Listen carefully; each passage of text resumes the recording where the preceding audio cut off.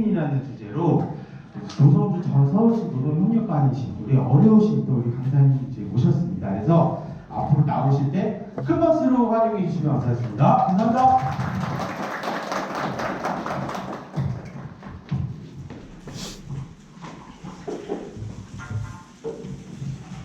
네, 반갑습니다. 아마 점심시간이실 텐데 어려운 시간 내주셔서 감사합니다. 시간이 많지 않으니까 제가 오늘 교육을 요청이 와서 제가 하게 됐는데요. 저는 올해 여름까지는 서울시에서 노동정책과 노사관계 쪽 서울시라는 도시의 노동정책과 노사관계를 담당하는 노동협력관이라는 일을 했었고요. 그 전에는 국회나 또는 이런 곳에서 주로 노동정책 또는 노동과 관련된 법들을 만드는 일들을 하기도 했습니다. 좀 이따가 강의 도중에 제가 잠깐 말씀드리겠지만 저 스스로도 노동조합을 직접 만들어서 활동해본 경험이 있고 그런 일들을 해왔습니다. 오늘 교육은 편하게 들으시면 될 것 같아요. 굉장히 무슨 아주 어려운 얘기들을 하려고 하는 건 아니고요. 기본적으로 제가 노동조합 또는 회사에서 요청해서 강의를 갈 때도 있고 시민단체나 또는 공무원분들이나 여러분들을 대학교 학생들이나 여러 분들을 대상으로 강의를 하는 경우가 많은데 보통은 상황에 맞게 강의를 하지만 아마도 여기 아름다운 가게에서 요청이 들어왔을 때 제 고민은 기본적으로 아마 아름다운 가게 시민들하고 많이 일을 하시는 단체 가게로 알고 있고 그래서 노동조합과 시민이라는 것에 대해서 우리가 좀 기존에 알던 생각들을 한번 리프레시 해본다 이렇게 생각을 하시고 편하게 들으시면 될 것 같고요. 질의응답 시간을 할 거니까 그때 궁금하신 건 얼마든지 질문하시면 좋을 것 같습니다. 네, 그러면 진행하도록 하겠습니다.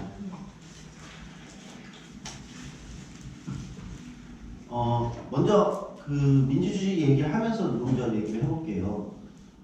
민주주의를 어떻게 규정하느냐, 민주주의를 어떻게 규정하느냐 여러 가지 그 규정이 있을 수 있는데 일반적으로 민주주의의 원칙은 서로 다른 생각을 가진 사람들이 살아가고 있다라는 것을 전제로 하는 거고 이게 쉬운 전제 같지만 현실에서 생각보다 어려워요. 나하고 생각이 다른 사람들을 같이 살아간다는 게 생각보다 고통스럽거든요. 그리고 되게 짜증나는 일이에요, 사실은. 그런데 어쨌든 민주주의는 그 전제는 뭐냐면 나도 내 생각이 틀릴 수 있다 라는 전제에서 하는 게 민주주의입니다.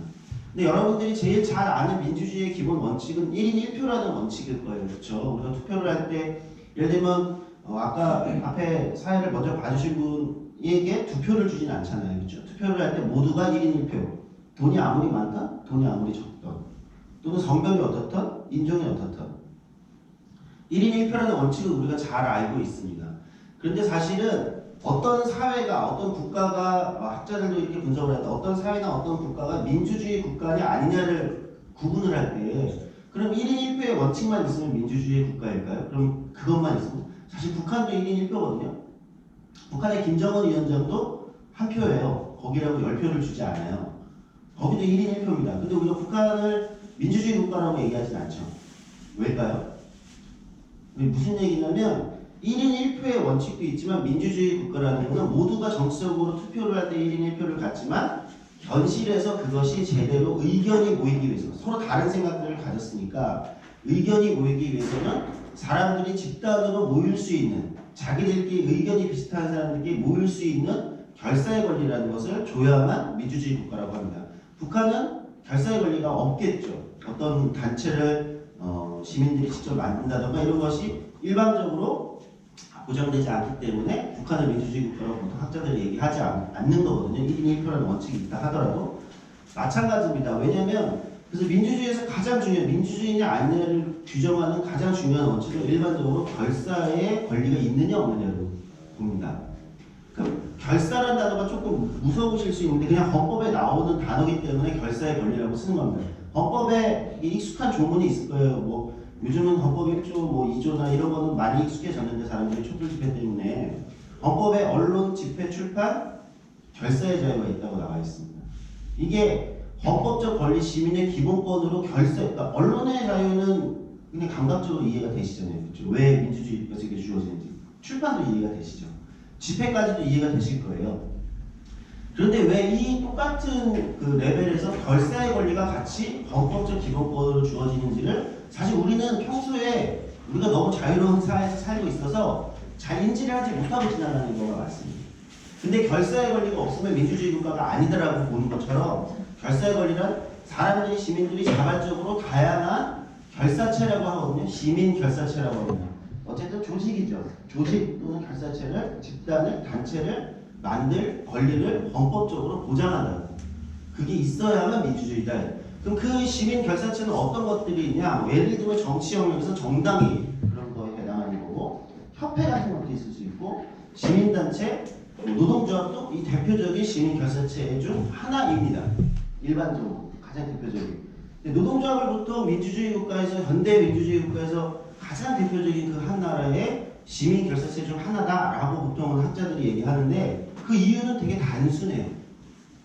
민주주의를 하는 국가들의 대부분이 경제 체제를 자본주의를 하고 있기 때문입니다.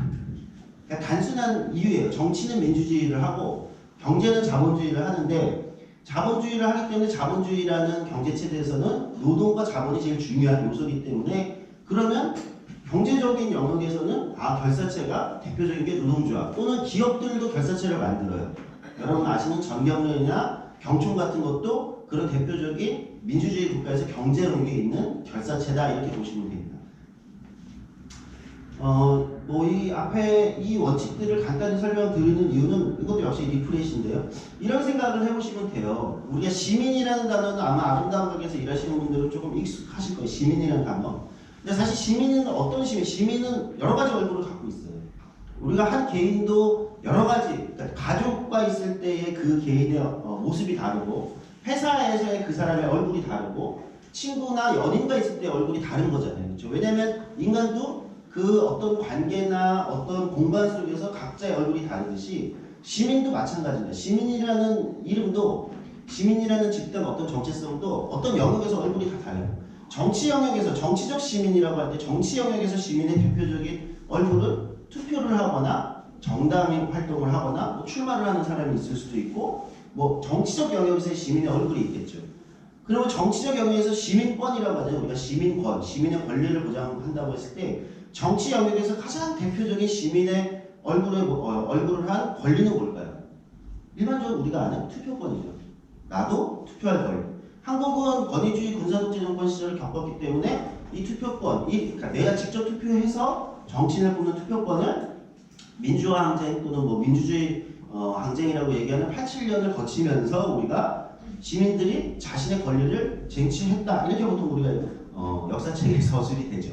그러니까 시민의 얼굴 중에 정치적 시민의 권리는 투표권으로 대표됩니다. 투표권으로 대표될 거예요. 다른 권리도 있겠지만 그러면 사회적 영역에서의 사회적 시민의 권리는 대표적인 게 어떤 게 있을까요?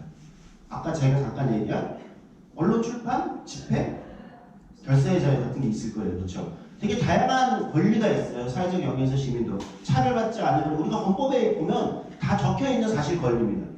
근데 그것을 헌법에는 정치적 권리, 뭐 사회적 권리 이렇게 구분하지는 않지만 사실은 아까 개인의 얼굴도 가족이나 회사나 다르듯이 시민이라는 집단도 정치 영역에서 사회 영역에서 각자의 권리를 그 민주주의 국가라면 다 주어지고 있네요.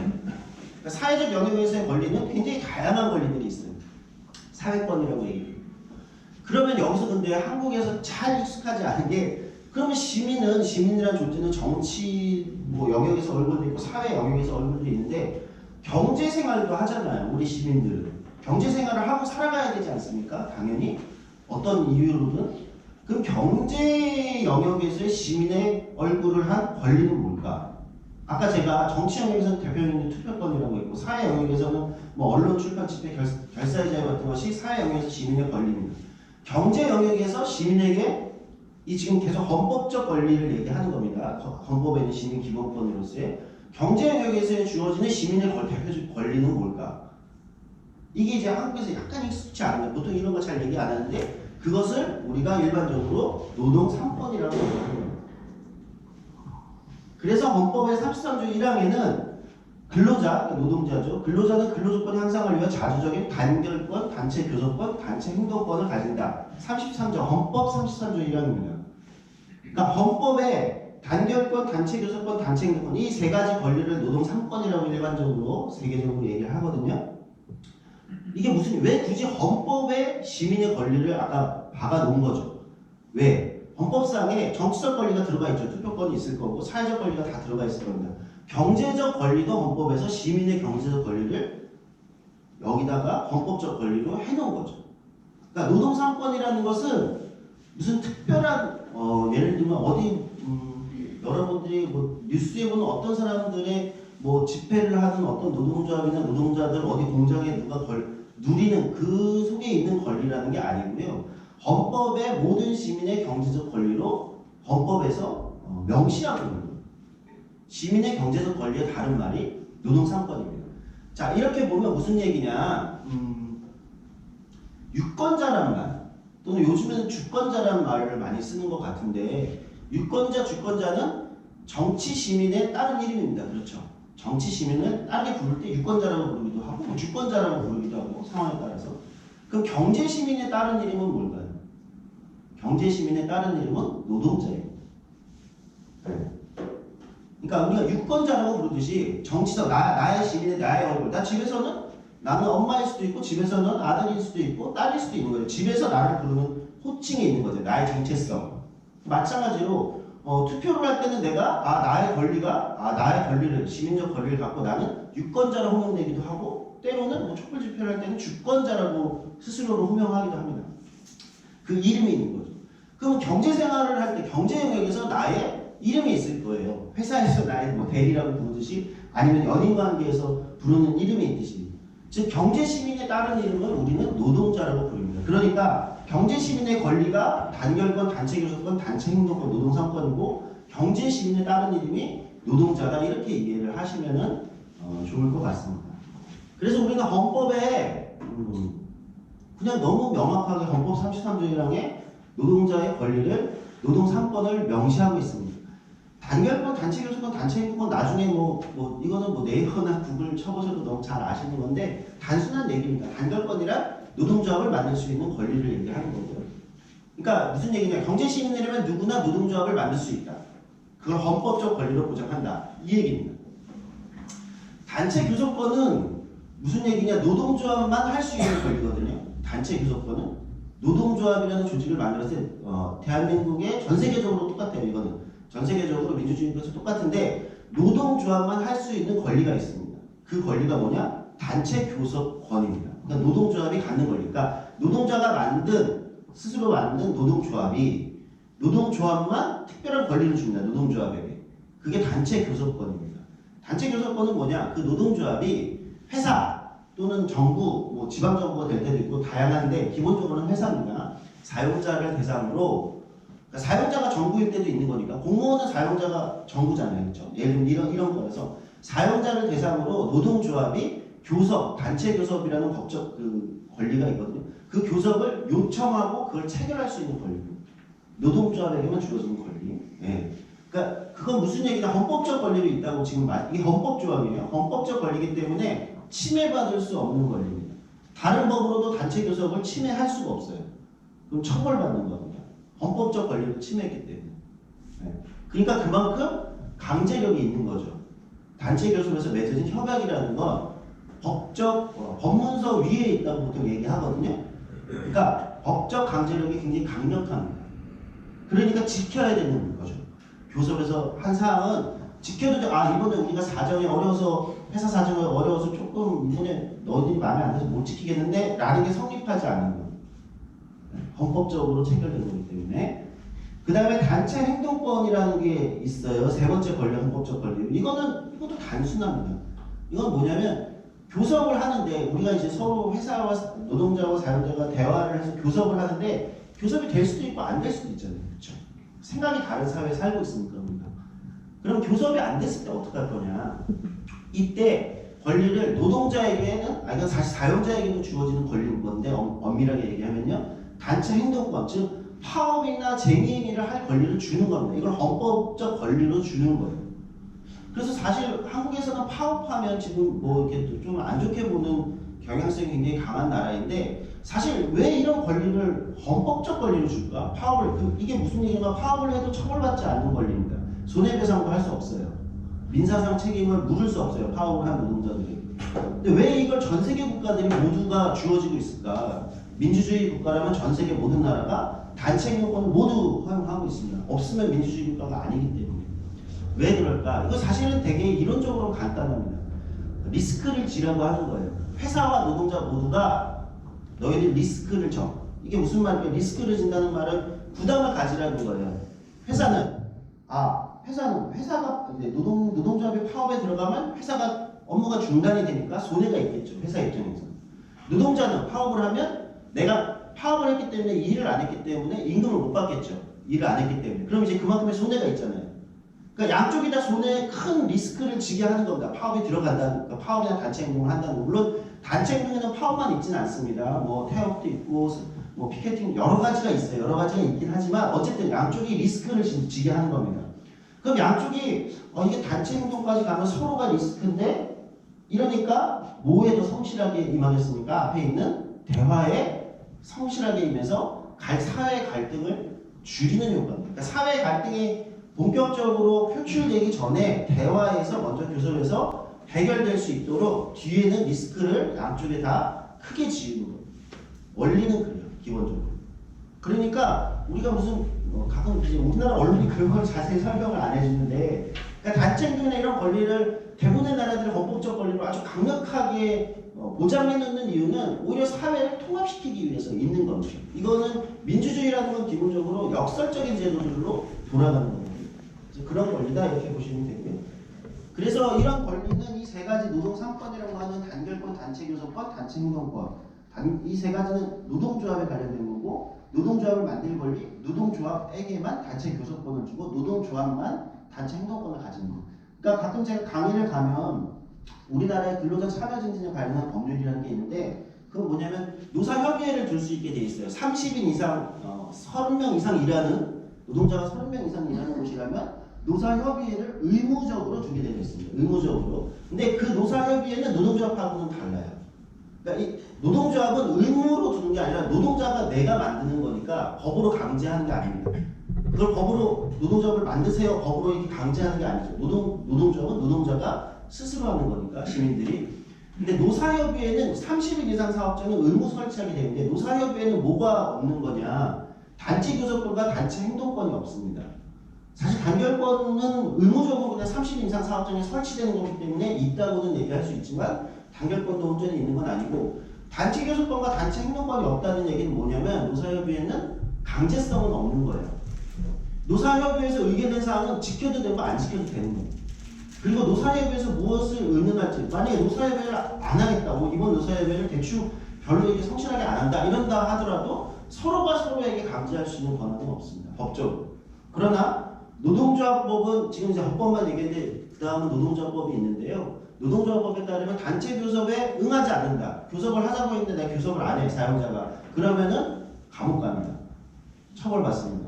또는 교섭에서 정한 사항을 서로 사인을 했는데 단체 교섭에서 사인을 했는데 또는 의결을 했는데 회의록을 남겼는데 지키지 않아. 그것도 부당 노동행위로 처벌받습니다. 그러니까 이 권한이 법적으로 행사할 수 있는 권한의 차이가 완전히 다른 거다. 사실 뭐 시간이 많다면 제가 노사협의회 같은 이게 한국의 노동관계법들의 역사 같은 거를 뭐 설명할 기회가 있으면 좋을 텐데 오늘은 뭐 그런 거를 법률의 역사 같은 거를 할 이유는 없는 시간이니까 간단하게 설명만 드리고 넘어가겠습니다. 왜 이런 법들이 만들어졌을까? 왜 만들어졌을까요? 그러니까 이런 경제시민으로서의 노동법들이 만들어진 것은 여러 가지 설이 있지만 가장 대표적인 설은 영화 설국열차입니다. 영화 설국열차 보시면 별로 안 보셨어요? 봉준호 요즘 잘 나오는데 기생충은 보셨나요? 네. 영화 설국열차 가끔 이제 TV OCN이나 이런 데서 그냥 틀어주기도 하니까 또 요즘 봉준호 특집이라고 케이블에서 엄청 틀더라고요. 근데 대충 설국열차 무슨 내용인지는 아시죠? 안 보신 분들도. 열차 끝칸에서 이렇게 앞칸으로 계속 가는 거잖아요. 그러니까 그게 상징하는 의미는 대부분 우리가 잘 알아요. 그러니까 한 사회에 밑바닥에 있는 사람들이 앞에 있는 뭐 굉장히 잘 살고 부자인 사람들이 향해서 막 간다. 이건 이제 아주 일반적인 메타포이기 때문에 우리한테 익숙한데 저는 개인적으로 영화 설국열차 보면서 전 세계적인 노동법의 탄생을 저렇게 영화로 잘 만들 수 있구나 이렇게 느꼈습니다. 무슨 얘기냐면 자 생각해보세요. 영화 설국열차에서 첫 장면에 처음 사건이 시작되는 사건이 있어요. 그렇죠? 영화 시작된 사건이 뭐죠? 밤에 누군가들이 와서 아이를 데려갑니다. 보신 분들 기억하시죠? 아이를 데려가거든요. 사실 그 아이를 찾으러 이제 사실은 맨하탄으로 막 가는 거예요, 주인공들이. 그런데 이게 무슨 얘기냐? 자본주의 초기에는 이런 법률이 없었어요. 민주주의를 하고 있는 나라들에서도 단결권, 단체, 교섭권, 단체 행동권 이런 노동자 관련된 법률이 없었어요. 자본주의 초기는 가장 초기는 뭐냐면 절대 왕정으로부터 우리 세계사, 고등학교 세계사 시간, 중학교 세계사 시간으로 잠깐 넘어가 볼까요?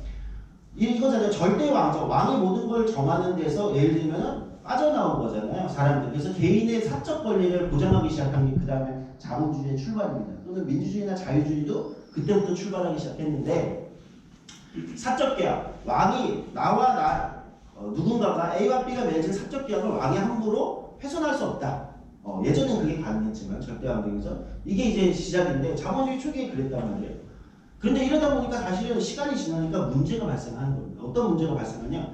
사인 간의 계약이 평등하지 않은 거예요. 왜? 아니 예를 들면 나는 사장인데 나는 너하고 계약을 맺을 건데 최저임금 제도는 아예 없었으니까 시간당 100원 줄게. 그래서 하루에 1,000원 줄게. 뭐 하루에 1,000원 받고 제가 어떻게 일하죠? 이렇게 얘기하면 그래? 그러면 넌 일하지 마. 딴 사람 일할 사람 많아. 그러니까 이게 계약이라는 게 불평등해지는 거잖아요. 그렇죠? 노동자의 입장에서는. 왜냐면 일할 사람이 더 많다고 보기 때문에 그냥 해고하고 딴 사람이랑 계약을 맺으면 되니까. 그러다 보니까 어떤 일들이 일어나냐. 너무 저임금에 하루에 16시간씩. 그때는 8시간 노동제가 없었으니까. 그렇기 때문에 노동시간을 규제하는 법 자체가 없었으니까. 그러니까 하루에 16시간, 20시간도 일하기도 하고 4살, 5살짜리 아이들도 공장에 와서 노동을 하고 이런 문제들이 너무 많이 일어나서 노동자들이 너무 많이 다치고 죽고 아이들도 다치고 이런 일들이 계속 일어나게 되는 거예요. 사회적으로 사회가 유지될 수 있는 틀이 흔들리기 시작하는 거죠. 자본주의가 나쁘다는 게 아니라 이게 어느 정도 규제를 받지 않으면 사회가 너무 흔들리게 됩니다. 가장 대표적인 게 뭐냐면 공장, 당시 이제 산업화 시절이니까 공장이 굴뚝이 다 있잖아요. 근데 굴뚝의 안은 되게 좁단 말이에요. 그러니까 그 안을 계속 매연이 나가니까 이제 청소를 계속 일정적으로 해야 되는데 공장의 굴뚝이 좁으니까 성인은 그 안에 들어가서 청소를 하기가 어렵습니다. 몸에 끼니까. 그러니까 4살, 5살짜리 아이들을 공장 굴뚝에 올려보냅니다. 속으로. 그래서 청소를 하게 하죠. 근데 아이들이 거기서 하다가 미숙하니까 떨어져 죽는 거예요. 그래서 아이들의 시체를 공장 굴뚝이 막히는 겁니다. 다시. 너무 끔찍한 일이죠. 그래서 만들어진 게 공장법이라는 거. 굴뚝법이라고 하죠. 최초의 노동법 중 하나예요. 그러니까 이런 노동 관련된 법들은 예를 들면 그런 과정에서 만들어지는 거거든요. 다시 설국열차로 돌아올게요. 설국열차 마지막 장면에 어떤 게 나오냐면 주인공이 아마 상대편은 에드 에리스라는 배우였던 것 같은데 설전을 고급스러운 설전을 하다가 주인공이 뭔가 좀 넘어갈 듯 설득될 것 같처럼 하다가 바닥을 딱 여니까 처음에 잡혀갔던 그 아이가 그 어떤 부품을 유지하는 데는 그 공간이 너무 작아서 어른은 들어갈 수 없기 때문에 사실 그 아이가 처음에 잡혀간 아이가 거기서 그거를 하고 있는 장면이 나옵니다. 아까 얘기한 공장 굴뚝 같은 거거든요. 그 아이들을 거기에 넣는. 결국 이제 그 설국열차는 영화는 이제 기차를 폭파하나요? 폭파해서 하여튼 밖으로 뛰쳐나가긴 하는데 사실은 그 장면이 똑같은 겁니다. 왜 노동법이 탄생했는가? 그러니까 저 같은 사람들한테는 그 역사하고 똑같이 읽히는 거예요. 그 설국열차는 굉장히 그런 비유를 잘 했다 이렇게 생각되는데요. 마찬가지입니다. 이 단결권, 단체 교섭권, 단체 행동권을 전 세계 민주주의 국가가 노동 3권으로 노동자, 경제 시민의 지도 있을 거고 여러 가지 근로조건이라는 건 굉장히 포괄적입니다. 여러분들의 육아휴직 여러 가지가 있는데 근로조건을 유지하거나 개선하는 것을 목적. 그 다음에 또 중요한 게 있습니다. 근로자의 경제적, 사회적 지위 향상. 경제적 지위 향상은 이해가 가실 거고 사회적 지위 향상도 있어요. 근로자의 사회적 지위 향상. 이런 건 어떤 걸까요? 아까 근로조건으로 해석을 해도 되고 사회적 지위 향상으로 해석을 해도 되는데 마찬가지입니다. 회사 내에서의 나의 역할만이 아니라 노동조합이라는 건 그 사회 전체에서 경제사회적 지위라는 게 있어요. 바로 노동자들. 그것에 관련해서도 노동조합은 활동하는 조직이라고 법을 명시하고 있는 겁니다. 또는 지위, 사회적 지위 향상이라는 거는 예를 들면 어떤 거예요? 그러니까 소통의 문화, 위계 구조, 조직 문화. 특히 노동조합, 요즘에 많은 노동조합들이 신경 쓰는 게 조직 문화 개선입니다. 회사 같은 데서의 조직 문화 개선. 특히 IT 쪽에 있는 노조들이 그런 걸 많이 해요. IT 쪽이 그러니까 옛날에 크런치 모드라고 막 야근을 엄청나게 시키고 조직 문화가 생각보다 굉장히 프리한 것처럼 보이지만 최첨단 IT 기업들이어서 프리한 것처럼 보이지만 의외로 소통이나 협업이 잘 안 되는 구조들을 갖고 있는 회사들이 굉장히 많아요. 한국에는. 그래서 그런 조직 문화에서 요즘에는 그런 거를 굉장히 노동자들이 신경을 많이 씁니다. 왜냐하면 조직 문화, 내가 일하는 회사의 조직 문화도 아주 중요한 노동 조건이죠. 그렇지 않나요? 사실 그거 안 좋은 데면 다니기 싫어지는 경우가 많고 그것 때문에 젊은 직원들 퇴사하는 그런 회사들도 되게 많습니다. 조직 문화는 굉장히 중요한 노동 조건이다. 평등한 문화, 예를 들면 젠더 평등 같은 것도 조직 문화에 굉장히 중요한 거죠. 그러니까 사실은 노동조합이 이런 활동들을 요즘은 굉장히 많이 하고 있습니다. 회사별로. 왜냐면 그러지 않으면 조합원들이 실제 현실적 불만이 때로는 그런 게 더 많기 때문이에요. 임금 인상보다 임금은 됐고 이 정도 받으면 됐고 우리는 좀 조직 문화가 더 평등했으면 좋겠어. 예를 들면 이런 거 또는 우리는 너무 성차별적인 회사야. 회식 이런 거 너무 강요하고 특히 여성에게 성차별적이야. 뭐 이런 회사도 있거든요. 그러면 그런 거부터 개선하기도 하는 거거든요. 굉장히 다양한 활동을 하는 거다 이렇게 생각하시면 되고요. 그래서 노동조합은 어떤 활동을 하는가라는 건 그러니까 지금 법에 있는 대로 생각하시면 돼요. 근로조건의 유지 개선도 있지만 경제적 사회적 지위 향상을 도모하는 걸 목적으로 하는 걸 얘기합니다. 재미 얘기나 이런 건 제가 굳이 길게 얘기하지 않아도 될 것 같고요. 네. 좀 더 이해를 돕기 위해서 다양한 노동조합에 관련된 얘기를 해볼게요.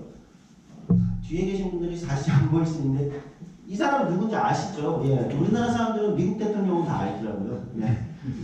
오바마죠. 지금은 이제 전 대통령이죠. 전 대통령입니다. 미국 사람들이 그리워하는 사람이 많아요. 지금 트럼프 시대에서. 근데 오바마 전 대통령입니다. 근데 우리는 노동조합을 하기에서는 조금 어렵게 또는 굉장히 무겁게 생각하는데 미국의 오바마 대통령이 대통령 시절에 한 얘기입니다. 대통령 시절에, 대통령 후보 시절이 아닙니다. 재선하고 나서 대통령 시절에 사실 오바마 대통령은 대통령 시절에 노동자 관련된 얘기를 너무 많이 해서 뭐 너무 많은 걸 찾을 수 있는데 대표적인 얘기 오바마 대통령 15년 9월 만약 내가 가족을 먹여 살리기 위해 좋은 일자리를 찾고 있다면 나는 노동조합에 가입할 것이다. 사실 이 다음 오바마 얘기가 있어요. 노동조합에 가입하십시오. 왜 노동조합에 가입하지 않습니까? 그러면서 옆에 이거는 보스턴은 아니고 딴 데 가서 했는데 미국에서 가장 인기 있는 스포츠는 미식축구라고 하는 NFL입니다. 그렇죠? 미국 사람들이 정말 좋아하는 미식축구가 있어요. 근데 그 사람들이 연봉을 정말 많이 받거든요. 연봉을 한 2천만 달러씩 받는데 정말 유명한 미식축구 선수가 있는데 이 선수를 두고 오바마가 그러죠. 미국의 미식축구 NFL 노조가 있습니다. 선수 노조가 있어요.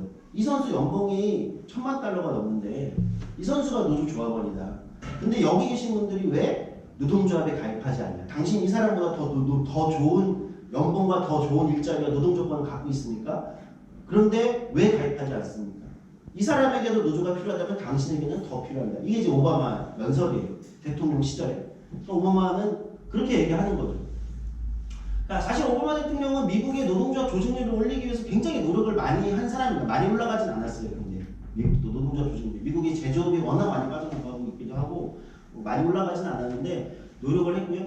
오른쪽에 저 여성분은 누군지 아시죠? 이분도 이제 세계적으로 너무 유명하셔서요. 독일의 지금은 이제 독일 최장수 총리 기록을 이미 깼죠. 앙겔라 메르켈 독일 지금 현 총리입니다. 사실 저 인터뷰는 뭐냐면 메르켈 총리가 처음 총리가 될 때 인터뷰 내용인데요. 처음 총리가 될 때 이제 기자가 이렇게 묻습니다. 메르켈 이미 총리가 됐죠. 총리가 되면서 가장 아쉬운 점이 뭡니까? 이렇게 질문을 했습니다. 기자가. 그러니까 메르켈 총리가 당시에 이렇게 답합니다. 총리가 되면서 가장 아쉬운 건 내가 총리가 되면서 조합원 자격을 이제 탈퇴해야 된다. 이게 가장 아쉽다. 그러니까 한 30년간 노동조합의 조합원 자격을 유지해왔는데 내가 이제 총리가 되기 때문에 노동조합 조합원 자격을 총리는 사용자거든요. 노동조합 조합원 자격을 이제 탈퇴를 법적으로 해야 되는 거예요. 해야 되는 게 가장 아쉽다. 그러면서 이렇게 얘기합니다. 총리도 역사의 주인인 노동자 계급 신분을 유지하면서 노동조합비를 계속 노동조합비를 낸다는 건 내가 노동조합 조합원이라는 증거거든요. 노동조합비를 계속 낼 수 있으면 좋겠습니다. 이게 이제 첫 총리 취임 때 기자와 인터뷰 때 한 얘기입니다. 메르켈. 근데 메르켈은 독일의 기민당. 우리로 따지면 독일의 보수당의 총리예요. 독일 3인당 진보파 총리가 아니고요. 독일의 보수당 총리죠. 물론 독일의 보수당이 한국의 진보정당보다 더 진보적일 수도 있지만 근데 여기서 또 하나 근데 총리가 될 때 노동조합을 탈퇴해야 된다고 했잖아요. 지금 메르켈이. 그 얘기 무슨 얘기죠? 장관은 노동조합을 할 수 있다는 거예요. 메르켈이 장관이었거든요. 왜? 장관은 총리가 잘못하고 배고 나갈 수 있으니까. 그렇죠. 장관은. 그렇죠. 고용되어 있는 관계다. 이렇게 보는 거예요. 그러니까 우리로 따지면은 기재부 장관이 이제 노동조합 조합원이고 대통령이 사용자가 되는 거고 예를 들면 이렇게 되는 거거든요. 마찬가지 내각제랑 좀 차이는 있지만 어쨌든 이게 이제 앙겔라 메르켈 총리죠. 이 사진은 누군지 아시죠? 투머치 토커 박찬호 선수입니다. 그 옆에는 요즘 류현진 선수 야구 좋아하시는 분들은 그래도 좋아하지 않으셔도 얼굴이나 이름은 아실 거예요. 왜 넣었냐? 박찬호 선수, 류현진 선수 둘 다 노동조합 조합원이죠. 무슨 노동조합 조합원입니까? 박찬호 선수는 이제 은퇴해가지고 조합원은 아닌데 류현진 선수는 지금 메이저리그에 뛰고 있는데요. 메이저리그 선수노조 조합원입니다. 메이저리그에는 선수 노동조합이 있습니다. 역사가 굉장히 오래됐고요. 초기부터 하면 거의 100년이라고 보는 사람도 있지만 최소로 잡아도 60년 이상 된 노동조합입니다. 메이저리그 선수 노동조합이 있어요. 류현진 선수 올해 연봉이 1,780만 달러거든요. 1,780만 달러. 그러니까 우리 돈은 한 200억 원 정도 될 텐데. 근데 메이저리그에 지금 연봉을 가장 많이 받는 사람은 3천만 달러를 받습니다. 3천만 달러 연봉을 받는 투수인데 다 노동조합 조합원입니다. 의무 가입이에요. 메이저리그에 들어오면 무조건 가입되게 되어 있습니다. 메이저리그 선수노조가 하는 거예요. 선수들의 권익 향상 당연히 아까 똑같습니다. 아까 노동조합법에 있는 거랑 크게 다르지 않아요. 메이저리그 선수들의 사회 경제적 지위 향상을 하고 근로조건 개선을 합니다. 이런 활동을 하고요. 지금 파업도 6번 했습니다. 가장 유명한 파업은 1994년에 있었던 메이저리그 선수노조 파업인데 당시 미국 대통령 클린턴이 중재에 나섰지만 실패해서 50일 동안 파업을 하거든요. 그러니까 메이저리그 선수들도 의무적으로 노조에 가입을 하고 여기 노조를 통해서 연금을 받습니다. 연금도 노조를 통해서 받고요. 각종 FA 제도, 야구 좀 아시는 분들은 FA 제도, 셀러리캡, 연봉 상한 제도 이런 모든 제도들에 또는 이적할 때 선수가 다른 팀으로 이적할 때 불합리한 조항들 이런 것들을 다 개선하는 역할을 메이저리그 선수 노조가 하고요. 그 옆에는 마이클 조단이죠. 농구의 신이라고 얘기하는 NBA도 선수 노조가 있습니다. 다 조합원이에요. NBA 선수들도 다 노동조합 조합원입니다. 파업도 합니다. NBA 선수 노조도 파업도 하고 파업은 중요한 건 아니지만 마이클 조던도 그렇기 때문에 당연히 노동조합 조합원이었죠. 그러니까 이 사람들한테는 노동조합이라는 것은 특별한 게 아니고요. 특별한 게 아니고 나도 내가 늘 겪는 어떤 문제를 어떤 조직이 늘 일상적으로 그게 근로조건, 노동조건에 관련된 거든 나의 경제적, 사회적 어떤 지위에 관련된 것이든 그것을 개선해 주는 조직으로 가장 기본적인 조직이 아까 말씀드렸다시피 전 세계 민주국가에서는 노동조합이기 때문에 노동조합을 하는 거예요. NBA 선수 노조 조합원이죠. 마이클 조던. 유명한 노동조합 조합원. 저 맨 오른쪽은 제가 하나 가져온 건데 스페인의 소방관 노동조합입니다. 한국은 근데 법적으로 소방관 노동조합을 만들지 못하게 되어 있긴 해요. 한국은 경찰하고 소방관은 노동조합을 못 만들게 법으로 막아놓긴 했는데 그래서 국제노동기구에서 유엔사나요? ILO죠. 국제노동기구에서 한국이 그 법을 개정하라고 계속 요구하고 있죠. 사실은 한국은 금지하고있지만 대부분의 나라들은 소방관과 경찰들도 다 노동조합에 가입합니다. 혹시 미국 드라마 좋아하시나요? 저는 미국 드라마 굉장히 좋아하는 편인데 넷플릭스나 왓챠에서 많이 보는데 미국 드라마는 이상하게 범죄물이 많아요. 미국 총기 자유의 나라에서 그런지 범죄가 많이 일어나고 범죄물이 많은데 유심히 여러 CSI도 있고 여러 가지 프로그램들이 있잖아요. 미국 드라마에. 근데 미국 드라마 어떤 범죄물을 꼭 보면 경찰 노조가 꼭 한 번은 등장합니다. 가만히 유심히 보세요. 예를 들면 이런 장면이 미국 드라마에 많이 나와요. 주인공 형사가 파트너하고 둘이서 어두운 뒷골목을 밤에 막 용의자를 쫓아갑니다. 막 쫓아가다가 추격전을 벌이다가 주인공 중 한 명이 총을 쏴서 용의자 총한테 경고 사격을 했는데 어쨌든 그 용의자가 그냥 맞아버려서 죽었어요. 그럼 이제 과잉 진압 또는 과잉 사격 이게 이제 미국 똑같이 있기 때문에 또 상대가 흑인이고 인종적 문제가 있으면 더 민감한 문제가 되고 이런 에피소드는 미국 드라마에서 너무 자주 나오는데 그렇게 되면 이 사람이 이 경찰이 너무 걱정돼가지고 이제 경찰서로 다시 본부로 돌아왔을 때 옆에 누가 명함을 딱 주면서 또 유니온을 찾아가 빨리. 그 유니온이 뭐죠? 노동조합입니다. 그러니까 이런 장면이 정말 많이 나와요. 미국이 경찰 노조가 있거든요. 미국은 경찰, 그러니까 특이하게도 한국은 경찰은 노동조합을 만들 수 없지만 미국은 경찰은 다 노동조합을 만들 수 있습니다. 그리고 굉장히 많이 가입되어 있어요. FBI는 노동조합에 만들 수 없고요. 우리가 그냥 흔히 보는 FBI 말고 이게 미국의 지역 경찰, 뭐 LAPD, 뭐 뉴욕 경찰 뭐 이런 거 다 노동조합을 가입할 수 있는데요. 굉장히 많이 나와요. 미국의 경찰 노조가 처음 출범하면서 제일 먼저 했던 일은 당연히 그 경찰들의 노동 조건이 굉장히 열악하잖아요. 사실은 뭐 미국 드라마에서 워낙 그런 거 많이 나오지만 뭐 박봉의 뭐 업무 시간은 너무 길고 너무 거칠고. 네, 당연히 노동 조건 개선됐지만 미국 경찰 노조가 제일 크게 한 거는 미국 경찰 내에 마피아랑 연결된 부패 경찰들을 내부 고발하는 거, 내부 고발해서 자정하는 거. 이 활동을 굉장히 열심히 하면서 경찰 노조가 국민적 신임을 얻고 성장할 수 있었죠. 사실 대부분의 나라들의 경찰 노조가 그걸 굉장히 중요한 일로 해요. 그러니까 부패한 경찰을 내부적으로 처리하는 거. 이 역할을 굉장히 많이 하거든요. 그러니까 경찰이 더 인권적이고 민주적인 경찰이 되겠죠.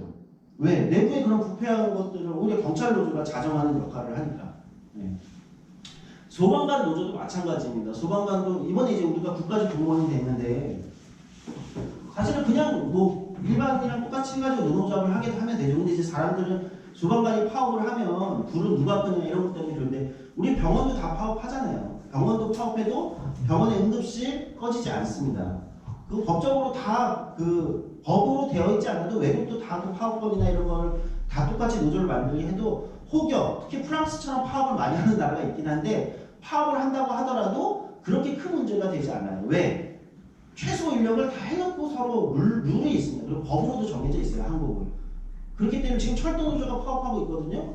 대단한 불편을 느끼시는 사람은 사실 별로 없을 거예요. 물론 저는 그 문제라고 생각하지만 원래 파업을 하면 좀 불편이 해져야 되는데 뭐 없기도 한데 소방관 노조도 아주 일상적입니다. 더 가볼게요. 군인 노조도 있죠. 군인 노조. 우리나라는 없고요. 당연히 유럽이나 다른 데서는 러시아는 당연히 있고요. 유럽이나 이런 데서는 군인 노조도 일반적이고.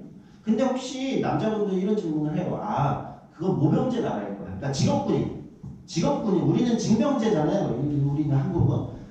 직업군인들만 있을 거야. 그렇지 않습니다. 징병제 하는 나라도 똑같이 노동조합이 있습니다. 군인들도 노동을 하고 생활을 하고 경제 생활을 하잖아요. 월급이라고 하잖아요. 군인들 주는 거. 똑같습니다. 이탈리아의 가장 큰 노동조합 중 하나는 은퇴자 노조입니다. 이거 좀 이상하게 한국에서 들릴 수 있어요. 은퇴자. 직장을 은퇴했는데 정년이 지나서 은퇴했는데 노동조합이 따로 있어요. 그 사람들을 위한 노동조합. 왜? 연금으로 생활한다는 게 우리가 100세 시대가 이미 됐기 때문에 연금만 가지고 생활하는 게 벌써 한 30년 이렇게 하고 생활을 해야 되는데 다른 노동을 또 해야 돼요. 작은 일이라도 연금만 가지고 생활을 할 수 없는 경우가 많기 때문에 또는 연금만 가지고 생활을 한다고 하더라도 굉장히 노후 준비가 아슬아슬할 수 있죠. 연금이 깎일 수도 있는 거 유지돼야 되고 이런 걸 누군가가 목소리를 내면서 정부하고 협상하고 해줘야 되잖아요. 은퇴자 노조가 하는 겁니다. 이탈리아에서 가장 큰 노조 중 하나입니다. 경찰 노조 말씀드렸고요. 노점상도 노동조합을 만듭니다. 이것도 개념이 다른데 한국은 노점상을 자영업자처럼 생각하는데 사실 유럽이나 중남이나 다른 곳에 가면 노점상은 그냥 노동자인 겁니다. 혼자 일하는 노동자인 거죠. 그래서 그들도 노동조합을 만들어서 똑같이 교섭을 뭐 지방정부나 시나 우리로 따지면 구청에 해당하는 이런 곳을 대상으로 교섭을 하고 여러 가지 정책을 바꾸죠. 스웨덴 전문직 노조, 스웨덴은 노동조합 조직률이 국가적 노동조합 조직률이 70%쯤 됩니다. 노동조합 조직률이 70%라는 건 길 가다가 만나는 사람 7명이 10명 중에 7명이 노동조합 조합원이라는 얘기고 그게 정말 조직률이 높은 나라인데 스웨덴에 가장 큰 세 가지 노조가 있는데 그중 하나가 이제 스웨덴 전문직 노조입니다. 여기 조합원은 어떤 사람들이냐? 의사, 약사, 교수 이런 사람들입니다. 변호사. 그러니까 거기는 의사, 약사, 교수 이런 사람들이 자기를 의사라고 부르지만 자기의 정체성은 경제시민으로서 노동자이기 때문에 노동조합을 꾸려서 똑같이 활동을 합니다. 한국도 가능해요. 지금도 가능한데 안 할 뿐이죠.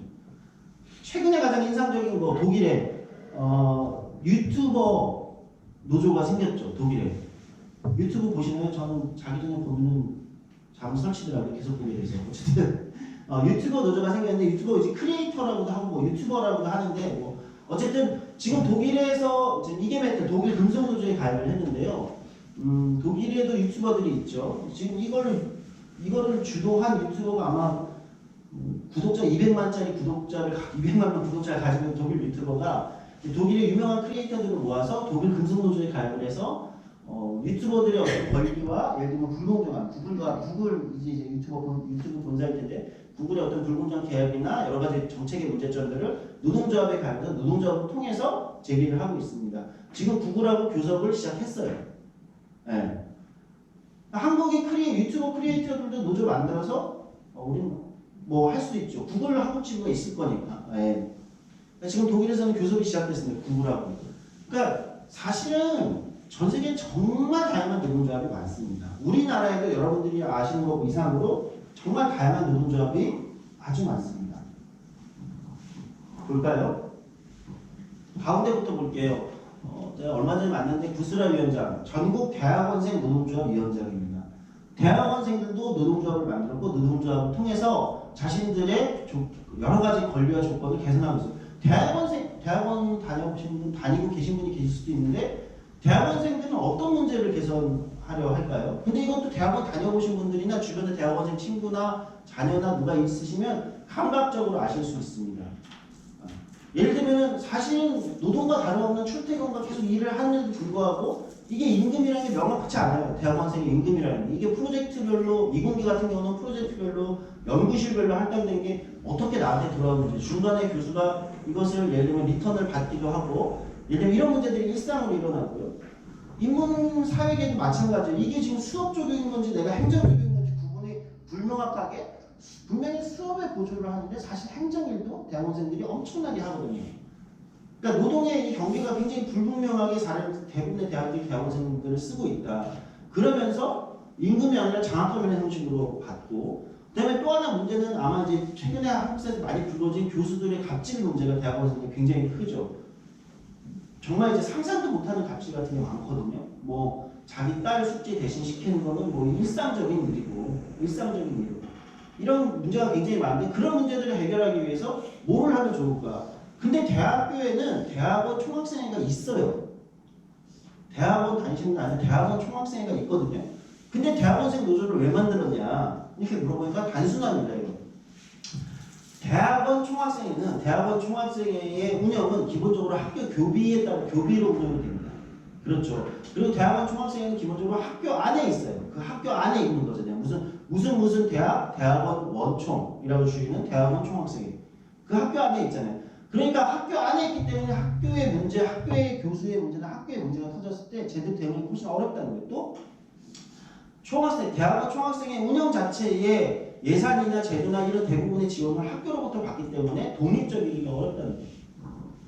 대학원생 노조는 그냥 노동조합의 조합원들의 조합비로 자주적으로 운영되고 학교에만 존재하는 게 아니라 밖에 더 넓은 모든 학교에 다니는 사람이 가입할 수 있기 때문에 독립적인 활동을 하고 있고요. 맨 오른쪽은 라이더 유니언입니다. 라이더 유니언은 뭐냐면 여러분 배달 앱이라고 있잖아요. 배달 앱을 배달시키면 예전처럼 옛날에는 중국집에 배달시키면 중국집에 계신 그 아저씨나 그런 분들이 철가방이라고 하는 걸 들고 오셔가지고 배달을 했어요. 그분들은 그 중국집에 고용된 사람이었습니다.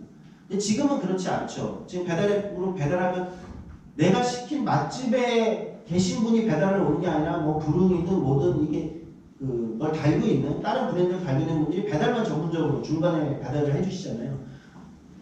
이 사람들이 노동조합을 만든 거죠. 라이더 유니언이라고. 그래서 이분들이 지금 가장 크게 요구하고 있는 것은 폭염수당입니다. 폭염수당 뭘까요? 딱 감각적으로 이해 가시죠. 여름에 정말 덥잖아요. 더운데 저 헬멧 쓰고 엄청나게 지금 뭐 40도까지 가는데 배달을 한다는 게 어렵잖아요. 그러니까 폭염수당. 배달을 안 하는 건 아닌데 대신 그거에서는 플러스 알파를 더 줘라. 이렇게 되는 거죠. 네, 그 수당을 지금 요구하고 있고요. 많은 회사들이 검토를 하고 있습니다. 그런 방식으로.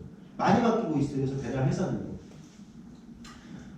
여러분 익숙하신 공익재단이나 시민단체에도 노동조합이 있죠. 대표적으로 참여연대 노동조합이 있습니다. 참여연대 노동조합이 있고요. 만들어졌고 여기도 똑같이 참여연대 사측이랑 단체 교섭합니다. 단체 교섭하고 있고요. 민주노총에도 산별노조 가면 사무처 노동조합이 있기는 해요. 그러니까 노동조합 안에 노동조합이 다시 있는 거예요. 그러니까 어떤 노동조합은 노동조합의 규모가 클 수 있잖아요. 그렇죠? 그래서 노동조합에서 일하는 직원이 뭐 100명 이렇게 된다. 그럼 그 안에도 당연히 노동 조건이라는 게 있겠죠. 민주노총 노동운동과 노동활동가지만 어쨌든 출퇴근하고 월급 받고 다 똑같이 하니까 그 안에도 똑같이 노동조합 안에 똑같이 노동조합이 너무 커지면 똑같이 또 노동 조건이라는 문제가 있기 때문에 사람이 많아집니다. 그럼 그 안에 또 똑같이 또 노동조합이 만들어집니다. 정당들, 한국의 정당들도 다 안에 노동조합이 있습니다. 자유한국당, 바른미래당, 민주당, 다 노동조합이 있어요. 민주당은 없나? 하여튼 아마 자유한국당, 바른미래당, 정의당 이런 데 다 노동조합이 있습니다. 사무처 노동조합이 있어요. 그러니까 정당도 내부에 다 노동조합이 든다는 거예요. 그러면 사람들이 이렇게 보죠. 아니 정당은 정치하는 사람들인데 당신들이 무슨 노동자야 이렇게 볼 수 있지만 아니죠. 정당에서 정당도 똑같이 출퇴근하고 일하고 그 정당이라는 조직을 똑같이 움직여야 되는 기본적인 일들을 하는 사람들이 다 있어요. 다 노동자 조합입니다. 유네스코 한국위원회 노동자가 있고요. 서울시 산하 무슨 복지재단, 여성재단 이런 것도 다 노동자가 있어요. 서울복지재단, 서울여성재단 모두 노동자가 있고요. 제가 그냥 몇 개만 생각나는 대로 적어온 건데요. 뭐 너무 많아서 적기가 힘들 정도로 여러분들이 아시는 어떤 공익법인, 공익재단 또는 심지어 말씀드린 노동조합 안에 다시 노동조합 이런 경우도 있고 시민단체 대부분 정당까지도 대부분 노동조합은 다 기본으로 갖추고 있는 거다. 그러면서 그러니까 노동조합 안에서 그 노동조합을 통해서 그 조직의 여러 가지 문제를 개선해 나가고 또는 근로조건이나 노동조건이나 또는 개인들이 겪는 여러 가지 어려움도 거기서 같이 노동조합을 통해서 해결해 나가기도 하는 거다. 이렇게 설명드릴 수 있을 겁니다. 맨 왼쪽은 제가 활동했던 청년운동가입니다. 이거는 뭐냐면 실업자도 가입할 수 있는 노동조합. 실업자도 아르바이트하는 청년들이나 실업자도 가입할 수 있는 노동조합이었습니다. 그래서 이것도 저희가 당연히 법적 권리를 받았고 지금 이제 박원순 시장하고 협약식을 체결하는 저 사진인데요. 그러니까 노동조합이라는 것은 우리가 너무 뭐 여러 가지 뭐랄까요? 어쨌든 한국에서는 언론이나 미디어가 보여주는 이미지라는 게 굉장히 딱딱하게 보지만 사실은 굉장히 자연스럽고 전 세계적으로 굉장히 자연스럽고 전 세계적인 유명한 정치 리더들도 자연스럽게 자신도 조합원이고 조합에 가입할 것을 당연히 권유하고 그리고 우리 주변 이미 한국에서도 굉장히 자연스럽게 주변에서 찾아볼 수 있는 것이다 이렇게 생각하시면 더 좋으실 것 같습니다. 네, 일단 제가 드리는 말씀은 여기까지 하고요. 질문 있으실까요? 질문? 한 10분 정도 질문을 받을 수 있는 시간인 것 같습니다.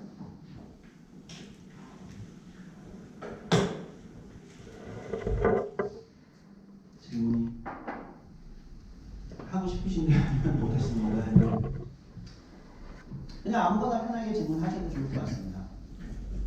수요일날 나왔던 질문 중에 하나인데 네. 다시 한번 드리면 이제 가게에는 이제 간사협의회라는 자치 이제 참여대 같은 데랑 비슷하게 네. 그래서 그거가 있는데 이제 노조가 생기는 것들에 대해서 약간 좀 궁금해하시는 분들이 많이 있으셔서 이제 간사협의회 같은 그런 내부 협의회와 노조의 좀 다른 점이랄까 이런 게 있습니다. 그 되게 아까 말씀드린 단순하죠. 그러니까 아까 대학교 총학생회 얘기했잖아요. 대학원 총학생회 얘기했는데 대학교에 총학생회들이 있는 데가 있어요. 요즘 없는 데도 있는데 대학교 총학생회는 뭘까요? 그거는 그냥 엄밀히 법적 조직이 아니라 자치 조직이죠. 자치 조직이라고 하는 거잖아요. 대학은 사실 그게 없다고 해서 또는 그 대학교 총학생회와 대학교 공부가 어떤 법적 관계로 맺어지지는 않습니다. 물론 민사적 관계는 있겠지만 법률적으로 대학교 총학생회 관련된 법률이 있지는 않아요. 그렇지 않나요? 대학원 총학생도 마찬가지예요. 그러니까 법적으로 보장되는 권리와 의무라는 게 다르죠. 마찬가지로 간사협의회라는 것은 기본적으로 물론 이런 데도 제가 아까 몇 군데도 간사협의회가 있고 있었어요. 노조가 있기 전에 그런 데가 많았는데 간사협의회는 기본적으로 자치조직이죠. 자치조직. 그렇지 않나요? 자치조직이기 때문에 대한민국의 간사협의회를 규정하는 법률은 없습니다. 그렇죠? 그건 뭐 알아서들 하시는 거니까 간사라는 이름도 알아서들 하시는 거고. 그러니까 자치조직은 법률로 규정받는 게 아니라 상호 신뢰와 선의에 기초한 관계죠. 상호 신뢰와 선의에 기초해서 그렇기 때문에 안 좋은 점도 생길 수 있죠. 어떤 걸까요? 강제성이 없다는 거예요. 어느 한쪽이 신뢰를 일방적으로 지키지 않거나 일방적이 아니라 몇 가지 신뢰를 어겼을 때 그것을 강제할 수 있는 방법은 없죠. 자치조직에서. 예. 근데 노동조합은 그렇지 않습니다. 법률로서 아까 이제 단결법, 단체교섭법, 단체행동 그 밑에 제가 그냥 넘어갔지만 노동조합법에 의해서 아주 세세하게 단체교섭에 며칠 내에 회사는 응해야 되고 그러니까 단체 교섭을 노동조합이 요구했을 때 회사는 며칠 내에 반드시 응답해야 되고 단체 교섭을 했을 때 어떻게 해서 나와야 되고 인원은 어떻게 정해야 되고 이게 법률로 다 정해져 있습니다. 그렇기 때문에 법적으로 행사할 수 있는 권한과 권리에서는 완전히 차이가 있는 거죠. 예. 뭐 그런 측면에서 당연히 다른 조직이라고 보고 나름대로 간사협의회를 뭐 같이 운영하는 노동조합도 있고 간사협의회도 있고 이런 조직도 제가 아마 기억이 나는 것 같은데 뭐 여러 가지 방법이 있습니다. 그게 가장 큰 차이라고 보입니다. 그러니까 자치조직은 상대의 선의를 기대해야 되는 거고 근데 상대의 선의를 기대한다는 건 상대는 꼭 선할 모든 사안에 상대가 악이라는 게 아니라 모든 사안에 똑같이 의견이 일치할 수 없잖아요. 선의가 있을 수 없잖아요. 이해관계는 다를 수 있거든요. 근데 노동조합은 법적으로 무조건 노동자의 편에 서서 그것을 행하게 되어 있기 때문에 당연히 이제 그 법적인 다른 것들을 보장하게 됩니다. 예, 또 질문 있습니다. 예. 노사협의회가 하는 노사협의회가 진행될 수 있는 업무들을 지금 현재는 저희가 간사협의회에서 그래요? 네, 한 분이 대표로서 그 활동을 하셨던 걸로 아는데 만약에 저희 노동조합이 생긴다고 했을 때는 그 노사협의회 안에서 뭔가 저희 사내에서 취업규칙 변동이 되거나 뭔가 변경되는 일이 있으면 그 협의체 안에서의 뭔가 확인과 절차가 거쳤다는 게 들어가야 되는 거잖아요.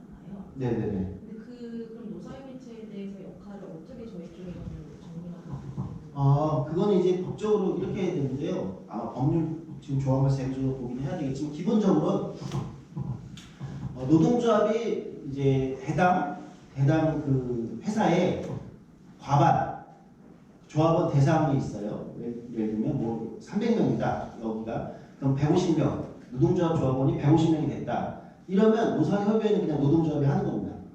법적으로 노사협의회를 따로 뽑고 하는 게 아니라 노사협의회를 운영은 하지만 노동조합은 단체 교섭도 해요. 근데 정기적으로 노사협의회도 해요. 근데 노사협의회를 그냥 노동조합이 하게 되어 있습니다.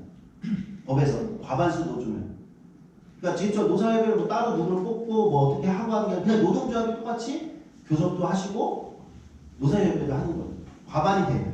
과반이 되기 전에는 아마 이렇게 뽑고 뭐 이런 절차가 있는데 그렇게 될 거고요. 그러니까 근데 보통 노동조합이 만들어지면 단체 교섭은 아까 얘기했듯이 노사협의회에서 다룰 수 있는 모든 안건들은 다 단체 교섭에서 그러니까 노사협의회에서 다룰 수 없는 것까지 단체 교섭은 다 다룰 수 있어요. 그러니까 단체 교섭이란 노동조합의 단체 교섭은 노사협의회보다 더 다룰 수 있는 안건이 훨씬 넓고 더 많고 그렇기 때문에 사실은 굳이 노사협의회에서 그 안건을 꼭 막 다루지 않게 되죠. 그러니까 조금 보통 어떻게 되냐면 회사들 같은 경우는 좀 차이가 있는데 회사마다 차이가 있는데 단체 교섭에서 다룰 거를 노동조합이 자체적으로 여기서는 이거 다루고요. 조금 소프트한 건 노사협의회에서 다시 논의를 합시다. 그 다음에 안건 정리하면 다시 단체 교섭에서 다룹시다. 이렇게 하는 거죠. 그렇게 됩니다. 그러니까 노사협의회는 아주 본질적으로는 그 법이 왜 만들어진 거냐면 본질적으로 노동조합은 만든 거예요. 1980년 12월 31일에 12월에 만들어졌거든요. 1980년 12월에 노사협의회 관련된 법률이. 그때 언젠가요? 79년 박정희 대통령이 죽고 80년이 전두환 군부 정권이 딱 들어설 때예요. 그게 뭐냐면 70년대 말에 노사분규, 그러니까 YH 무역이나 이제 노사분규가 계속 일어나면서 노동조합들이 막 만들어서 노동운동이 성장하니까 노동조합을 허락하기는 싫은데 이걸 계속 억누르고 있으면 노동자들의 불만이 터지니까 그러니까 이거를 약간 조금 열어주는 걸로 1980년 12월에 이제 노사협의회라는 걸 처음 만든 거거든요. 그러니까 단체 교섭권하고 단체 행동권은 안 준 거죠. 사실 그렇게 시작이 됐다가 90년대 법이 한번 개정되면서 예상보다 노동조합이 모든 기업에 다 만들어지기가 어려우니까 그러면 차라리 이게 나쁜 의도로 처음에 만들어졌다 하더라도 그래도 노동조합이 없는 데서라도 노동자들도 좀 회사랑 대화할 수 있는 기본적으로 이걸 좀 활용해보자 이렇게 하면서 법이 한번 또 바뀌었어요. 96년인가 이렇게 바뀌면서 조금 이제 그런 게 들어간 거죠. 그러나 어쨌든 노사협에서 다룰 수 있는 안건들보다 훨씬 넓은 거 단체 교섭은 다 다룰 수 있습니다. 다르다. 이렇게 보시면 돼요. 네, 또 그리고 노사협의회 의결사항을 지키지 않는다고 법적 처벌을 받진 않아요. 그렇죠? 근데 단체 협약을 맺은 거를 이행하지 않으면 그거는 사용자가 법적 처벌을 받습니다. 네. 그 차이도 있죠. 그러니까 협의냐 아니면 법적 구속력을 갖는 뭐 이거냐 이거 좀 근본적으로 차이가 있는 거예요. 또 질문 있으실까요?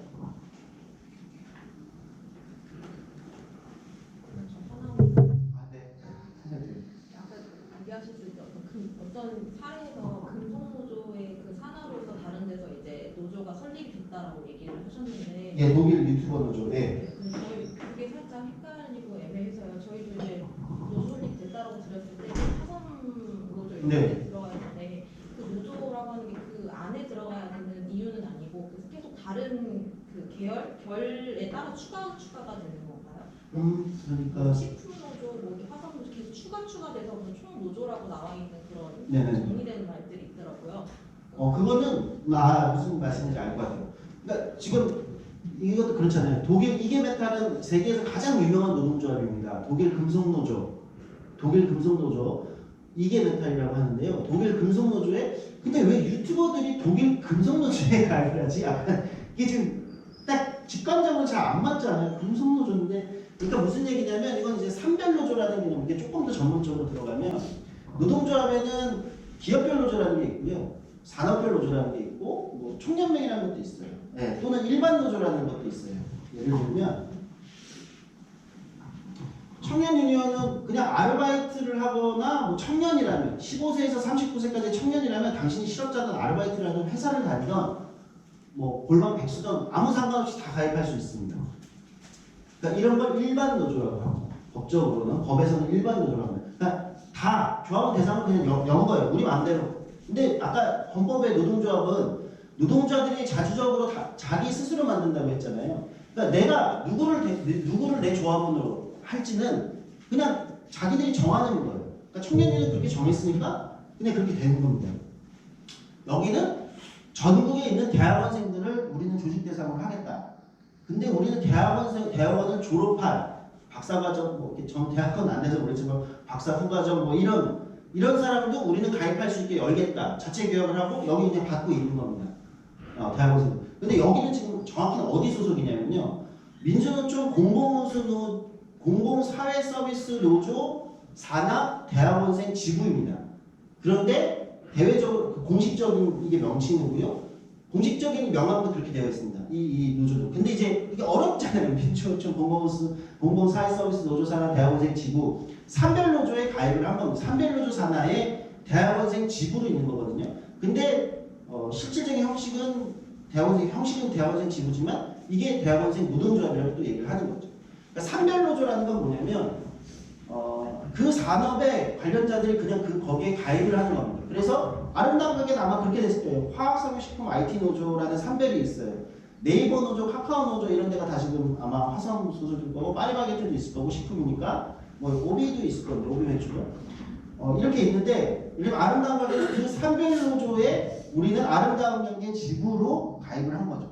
근데 아름다운 가게 지부 자체가 노동조합입니다. 또 이해하셨나요? 이게 산별노조라는 개념인데 사실은 우리나라는 노동조합이라는 게 기업 안에 만들어진다는 인식이 되게 강해요. 뭐 현대자동차 노동조합. 근데 사실 독일에서는 기업 안에 노동조합을 만들면 불법입니다. 그러니까 지금 여기 아름다운 가게 아마 제가 듣는 노동조합처럼 산별에 가입을 하는 노동조합만이 합법이고 독일에서는 기업 안에 그냥 노동조합이 만들어지는 거 독일은 불법입니다. 그거는 독일이 나치와 이런 걸 경험하면서 기업 안의 노동조합은 노동자들을 대표하기가 어렵다. 노동자들을 실질적으로 대표하기가 어렵다. 왜? 결국 회사와 존립을 같이 해야 되기 때문에 어렵다라는 판단 때문에 독일은 불법하고 있고요. 프랑스도 불법으로 알고 있는데 어쨌든 나라마다 조금씩 차이가 있어요. 그러니까 노동조합에는 종류가 그렇게 있어요. 근데 지금은 대표적인 노동조합들은 이제 산별 노조죠. 산업별로 비슷한 여러 가지 이해관계를 가진 데가 가입해서 거기에 지부로 활동을 하면서 자기 지부는 자기 지부 활동을 하지만 산업별로 뭉치는 이게 이제 지금의 기본적인 방향이죠. 조금 복잡하게 좀 더 하여튼 세밀한 색점들이 더 있긴 한데 교섭 체계나 뭐 이런 거 있어서 아마 제가 듣기로는 여기는 그렇게 돼 있으신 거고 아마 그러니까 상급단체라고 하는 산별들도 시대가 지남에 따라 점점 옛날에 공공운수 노조 여기가 가입해 있는 공공운수 노조는 진짜 공공기관들만 가입했어요. 그러다가 아니 근데 이게 공공적 영역이라는 게 점점 늘어나는 거예요. 그러니까 물류 이런 영역이 점점 공공 영역으로 자꾸 늘어나는 거죠. 철도도 있고 예를 들면 그렇잖아요. 그러니까 운수가 나중에 붙게 되는 겁니다. 아 이게 사실 공공성 영역에 크게 가치 있는 거구나 이게 합쳐지는 거예요. 또는 새로운 공공 영역이 옛날에는 없었지만 사회 서비스라는 게 점점 사회에서 중요해지니까 사회 서비스, 복지 이런 게 점점 중요해지잖아요. 특히 공공 영역에서 그게 커지잖아요. 그러니까 다시 사회 서비스를 또 이제 이름에 점점 붙일 수밖에 없는 거예요. 시대에 따라 변화에 따라 산업이 다 변하니까. 라이더 유니언 같은 경우는 상급단체가 없는 노동조합이고요. 따로 없는 노동조합이 다양하게 있는 거예요.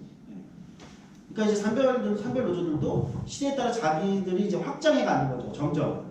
그러니까 독일 금속노조도 그런 거예요. 여기는 처음에는 철강만 했었어요. 철강. 그러다가 이제 자동차 붙고 뭐 하고 이제는 독일 같은 경우는 뭐 거의 산업 전체를 다 독일의 큰 노조가 두 개인데 베르디라는 노조하고 금속노조인데 하나는 서비스 영역 노조고 하나는 제조업인데 이제는 구분 없이 갔습니다. 아마 이게메탈이 유튜버 받은 거는 유튜버 크리에이터 뭘 만드는 사람들이니까 그거 뭐 그것도 제조업에 이렇게 해서 아마 받았을 거예요. 그러니까 독일은 훨씬 크게 조직합니다. 네, 거의 마무리인 것 같습니다. 없으시죠 정말? 네, 어려운 시간 내주셔서 감사하고요. 이렇게 강의 마치도록 하겠습니다. 감사합니다.